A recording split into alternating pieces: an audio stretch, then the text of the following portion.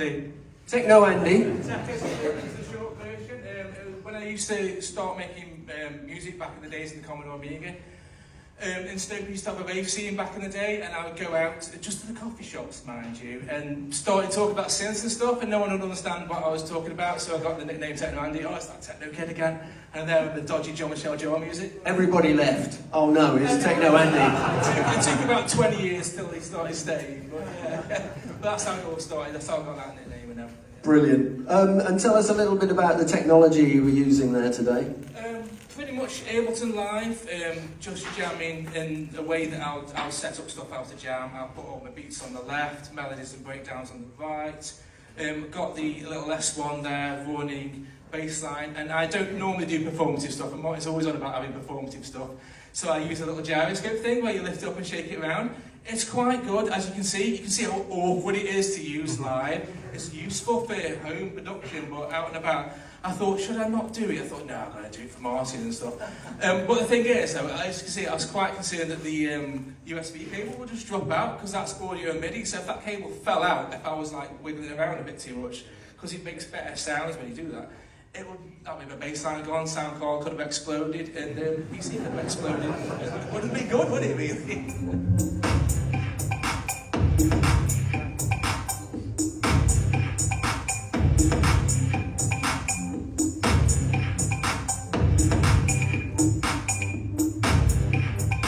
Are you the singer?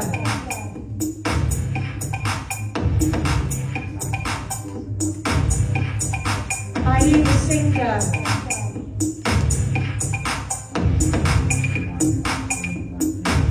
I'm a transgender woman, as well as a musician.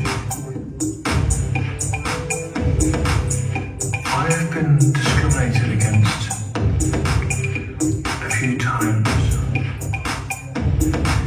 and I doubt it will never stop until the world wakes up. Are you the singer?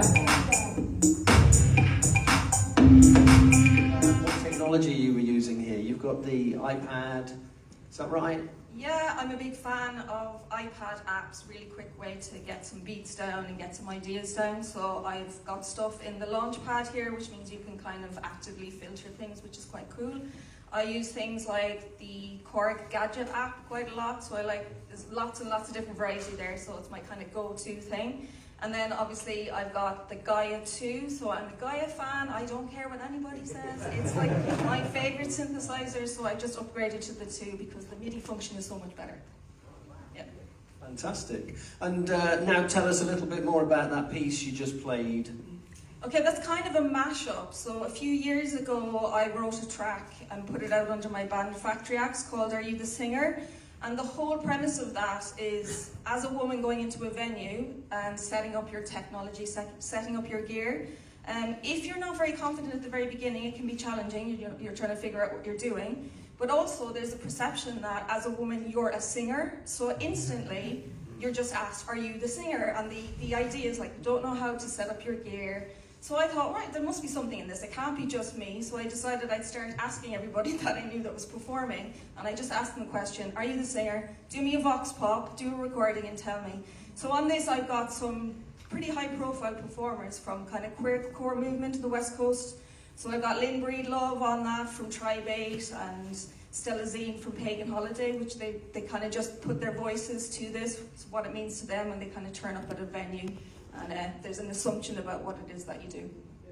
These are important themes, and I think, Susan, I mean, how have you found playing at EMOM nights? They do tend to be, has to be said, quite blokey sort of events a lot of the time. How have you found it yourself over the years? Because I think I first met you in 2017, 2018. Yeah, I think I was at your first one. Yeah. So I've only started playing solo recently, so I've only started doing the EMOM stuff more recently. I find them really kind of positive events. They're really, open. But it is good, I think, to have something that's a little bit outside of the ordinary of the FEMOM. So Amy in Manchester set up FEMOM Movement, which is like a space for women and non-binary and queer people to just kind of experiment if they don't feel quite ready for the regular. I can't hear you. Right, okay, so I am Cheryl. and I make house music. This is the first song that really got me into sort of writing and producing my own stuff.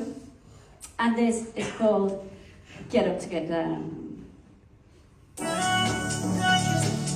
You're gorgeous, girl, you're just thinking you're crazy. You're gorgeous, thinking you're crazy.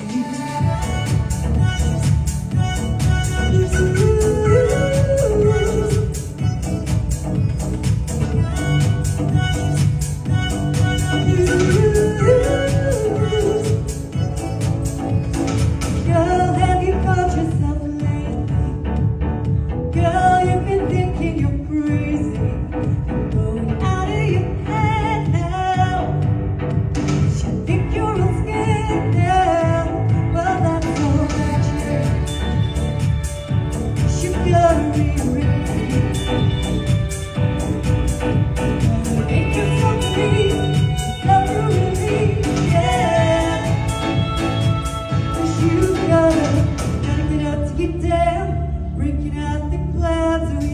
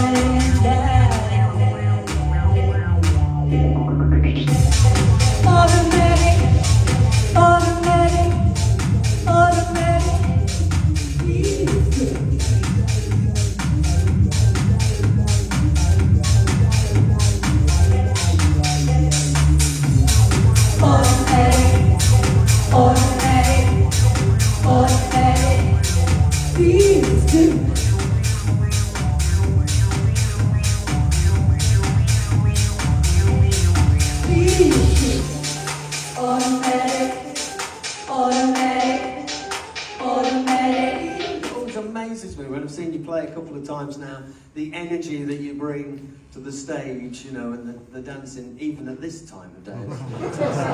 Yeah, no, you just always bring it to the stage, don't you? And so tell us about, first of all, the technology that you use to make your music.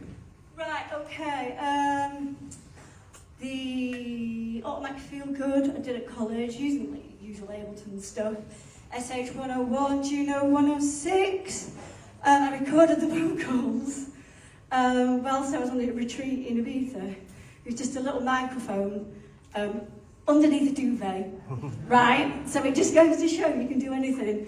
Put them in and just put various bits of processing on it, and it just went from there. Get Up to Get Down, it's a live guitar on it. We did that in Pro Tools, as I said, with that that was like my first foray, as it were, into producing.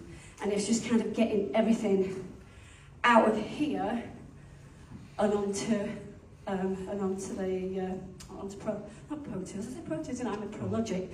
Yeah, so it's just a matter of getting everything out onto there. So yeah, so you can see I've kind of come from there to here. And yeah, that's me really. Thank you. You also ran a rave recently, didn't you? How did that go?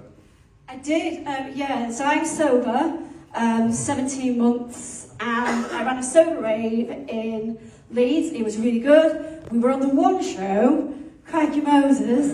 So that went really, really well. Quite a few people turned up, and it was a really good vibe. And it just goes to show that you don't need booze or anything else to have an amazing time.